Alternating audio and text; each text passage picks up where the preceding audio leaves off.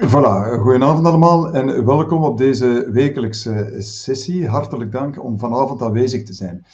Bonsoir à tous et merci de votre fidélité. Bienvenue à cette petite séance d'information hebdomadaire.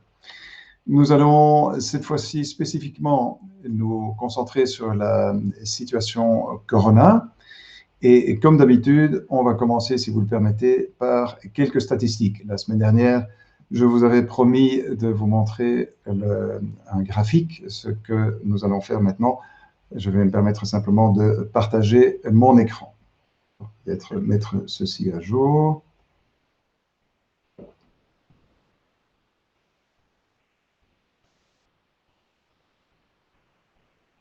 Voilà, vous devriez avoir l'écran. Donc, ce que nous avons fait ici, c'est mettre les statistiques de Cranem. Ce sont les nouveaux cas par semaine à partir du début de l'année, comme vous le voyez, jusque dimanche dernier, donc le 11 avril. Donc, la ligne bleue, c'est pour Cranem. La ligne orange, c'est pour la Belgique, la ligne grise, c'est pour le Brabant flamand et la ligne jaune, c'est pour Bruxelles. Bien évidemment, on a ramené les populations de ces différentes zones à la population de Cranem pour pouvoir comparer. Donc, vous voyez que globalement, on est dans à peu près, on suit de très près la ligne pour la moyenne belge.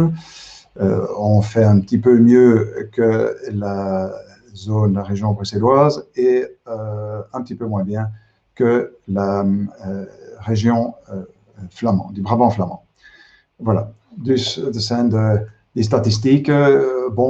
Jullie zien dat die cijfers naar beneden gaan, dus dat is eigenlijk een goede zaak. Maar zoals iedereen weet, is de situatie in de hospitalen toch niet zo rooskleurig. Moeten we gewoon heel voorzichtig zijn.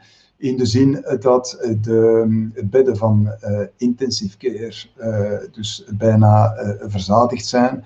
En het is de bedoeling dus dat wij de quarantainemaatregelen dus gewoon nog heel strikt en nauw respecteren. Dit is gewoon een boodschap die we elke week geven. Het is heel belangrijk dat wij dus gewoon de veiligheidsmaatregelen strikt respecteren om deze pandemie onder contrôle te krijgen. Vous savez aussi, et ça a été annoncé récemment par le gouvernement, qu'il y aura des assouplissements dans le courant des prochaines semaines. Alors, il faut s'en réjouir, mais il faut évidemment aussi que ça soit accompagné de mesures de contrôle pour éviter tout dérapage et éviter évidemment de devoir alors repartir dans des lockdowns et autres situations de confinement qu'on préfère éviter. Dus de boodschap is en blijft, laat ons toch heel voorzichtig blijven met het virus, want die strijd is nog niet gewonnen. Een belangrijk punt en een belangrijk tool die we hebben in de strijd tegen het virus, dat is de vaccinatie. Ik heb deze week de vraag gekregen om toch een klein beetje een overzicht te geven van de situatie van de vaccinatie voor onze zonen. En ik denk dat ik dus gewoon het best een website laat zien waar de cijfers regelmatig bijgewerkt worden en die heel gemakkelijk geraadpleegd kan worden. Donc je vais vous montrer, si vous le permettez, un site qui à mon avis devrait vous intéresser. Laissez-moi juste partager mon écran. Je vais quitter celui-ci et alors en prendre un autre.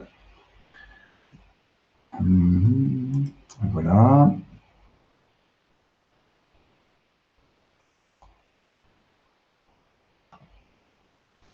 Le voilà. Alors je vais aussi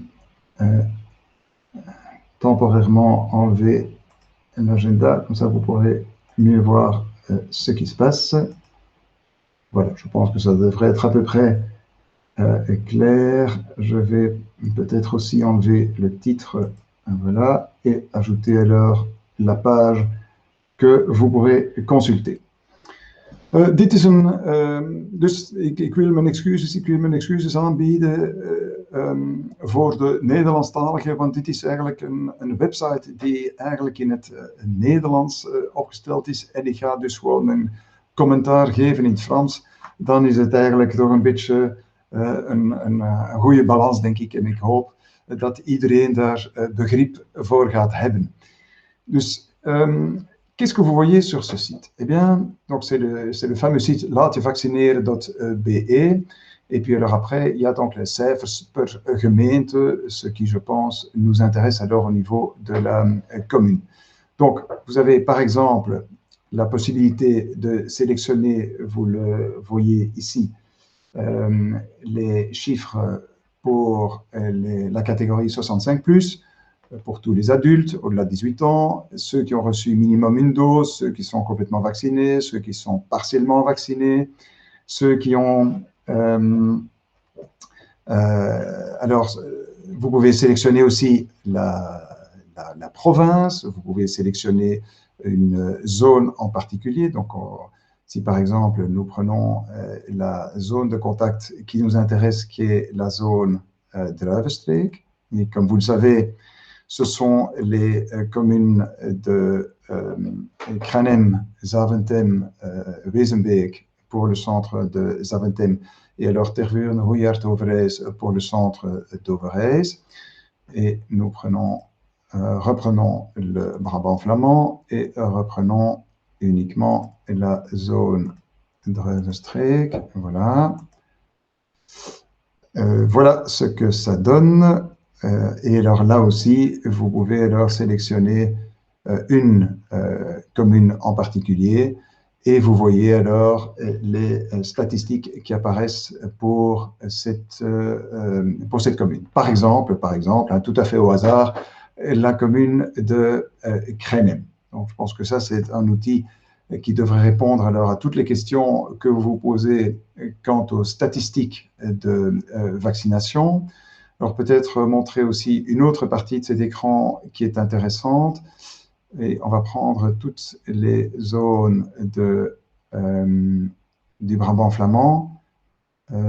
Et vous allez voir, je vais un peu l'agrandir si je peux, si ce n'est pas, voilà, si ce n'est pas trop, si c'est toujours facile à lire. Et peut-être quelque chose qui est intéressant à mentionner, c'est ce graphique où on vous montre la façon dont ces statistiques sont traitées. Vous voyez que pour la commune de Kranem, qui est en fait un petit peu en dessous, je vais la reprendre. Voilà. Donc, une petite seconde, excusez-moi. Oui, la commune de Kranem qui est là. Nous sommes à voilà. Nous sommes à 54%, donc vous voyez qu'on se situe juste en dessous de la médiane, hein, qui est probablement à 56%. Donc, dans ce genre de statistiques, on parle plutôt en termes de médiane qu'en termes de moyenne. Ce n'est pas tout à fait la même chose. Vous verrez sur Internet les différences entre les deux, ce qui est en fait très, très intéressant. Donc voilà je dirais les deux écrans principaux de cette application. Donc vous avez toute une partie qui vous permet de sélectionner la catégorie que vous souhaitez, donc les plus de 65 ans, minimum une dose et les différentes zones que vous voulez regarder. Et alors, vous avez alors après les différentes statistiques présentées alors suivant ce graphique avec le concept de médiane qui est assez intéressant. Voilà. Alors, vous verrez qu'en fonction des zones que vous regardez, parfois on est un petit peu en dessous, parfois on est un petit peu au-dessus. Bon, c'est pas une course, hein. C'est pas une course. Et puis il y a plein de facteurs qui peuvent intervenir. Par exemple, la distribution démographique des communes. On n'a pas nécessairement le même nombre de personnes par catégorie d'âge dans les différentes communes. Et donc, il peut y avoir aussi certaines différences qui vont faire en sorte qu'on a aussi alors des différences dans les statistiques et les différentes statistiques de vaccination. Alors, je pense que c'est très intéressant de regarder ce site. Et normalement, c'est probablement la meilleure source que vous puissiez utiliser pour voir l'évolution des statistiques et des différentes catégories alors par commune. Je pense que c'est certainement intéressant à regarder. Alors, il y a deux choses que les gens peuvent faire pour, si vous voulez, si vous estimez que vous voulez une certaine priorité pour cette vaccination, il y a deux choses qu'on peut faire. La première chose, c'est s'enregistrer sur cette fameuse liste QVAX qui vous permet de vous mettre sur une liste de réserve. Et cette liste va alors être utilisée. Ce n'est pas encore le cas pour l'instant, mais ça va l'être très bientôt pour le site de Zaventem. Cette liste vous permet de vous mettre sur une espèce dans une réserve, si vous voulez. Je vais partager l'écran pour que vous puissiez le voir. Également, le site dont il est question, le site QVAX. On va le faire passer également. Voilà. Alors, on va celui-ci et passer dans celui-là. Donc, en principe, voilà. Peut-être virer ce titre aussi. Voilà. Dit is dus de website. U ziet de QVAX per region. Dus de website waar de mensen zich kunnen registreren en dus eerst een bepaalde zone kiezen. En achteraf kan men dus ook via verschillende talen werken. Dus bijvoorbeeld, dit is eigenlijk ook naar het Frans vertaald, het Duits en het Engels. Dus mensen die zich eerst voor registreren, dat zijn... ze krijgen geen prioriteit op andere mensen die recht hebben op de vaccinatie, maar ze kunnen eigenlijk op die manier in aanmerking komen voor overtollige vaccins die anders eventueel weggegooid zouden worden. Dus het is eigenlijk belangrijk. Dus op die manier kunnen de mensen zich registreren op die réservelijst. Donc, cette liste qui est alors accessible au niveau, c'est une liste au niveau fédéral, qui vous permet alors de vous enregistrer pour être inscrit dans une liste de réserve. Et à ce moment-là, vous ne prenez pas la place de quelqu'un d'autre, simplement, vous pouvez récupérer un vaccin qui autrement risquerait d'être jeté. Voilà, donc je pense que c'est très important. Pour ceux qui souhaitent alors profiter de cette opportunité. Donc ça, c'est une première chose que vous pouvez faire. Une deuxième chose que vous pouvez faire, c'est, et je vais partager alors un autre écran, c'est vérifier que les informations disponibles sur My Health Viewer, donc c'est ici, voilà, ce site-là, voilà. Vérifier que je vais aussi enlever le titre, ce sera plus facile, je pense qu'on verra mieux. Et voilà pour l'écran.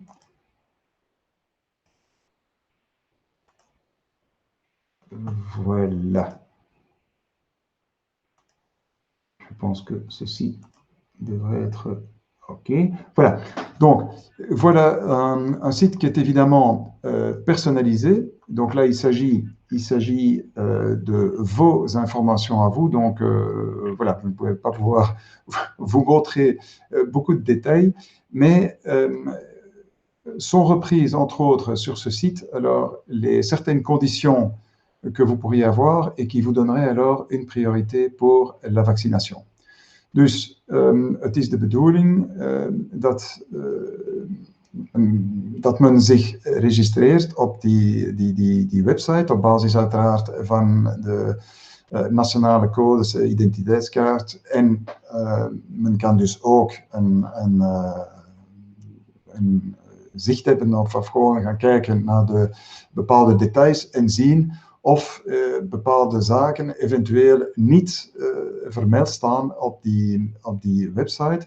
En uw huisarts kan dan het nodige doen om de gegevens bij te werken zodanig dat u dan wel in aanmerking zou komen indien het blijkt dat bepaalde zaken zouden vergeten zijn en dat u daardoor, bij manier van spreken, dan geen prioriteit krijgt. Dus zoals iedereen weet is het de bedoeling dat we nu nog altijd de mensen van 65 plus vaccineren, maar dus ook mensen die om verschillende redenen toch wat prioriteit zouden moeten krijgen voor die vaccinatie. En dit is eigenlijk de manier om het te doen en om zeker te zijn dat de juiste informatie geregistreerd is. Voilà.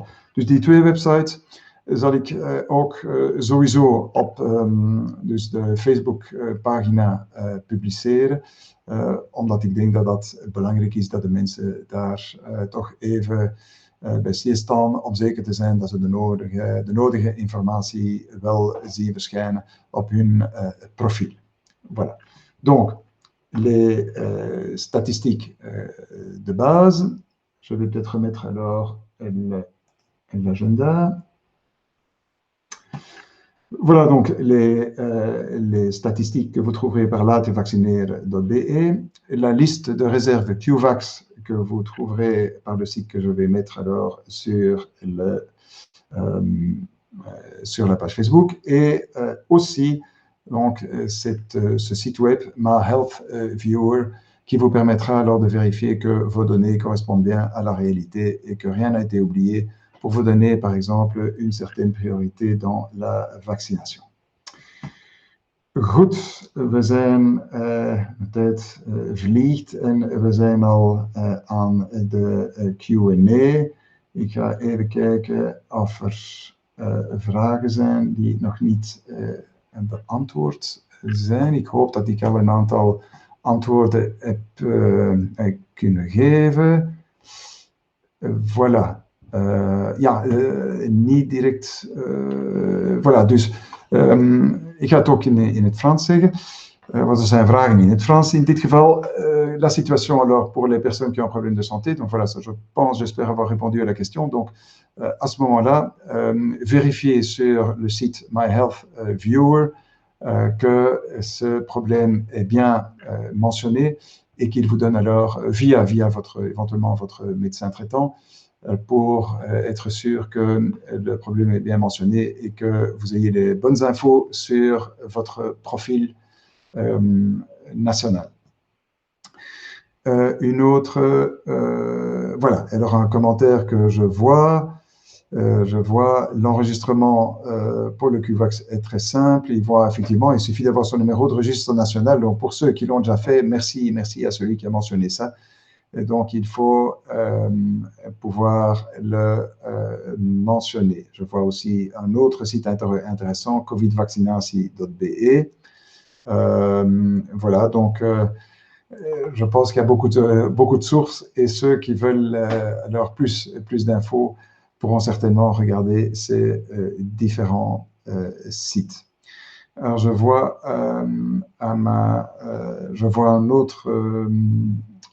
une autre question. Le personnel communal était prioritaire pour la vaccination? Pas à ma connaissance, mais bon, ça peut évidemment changer.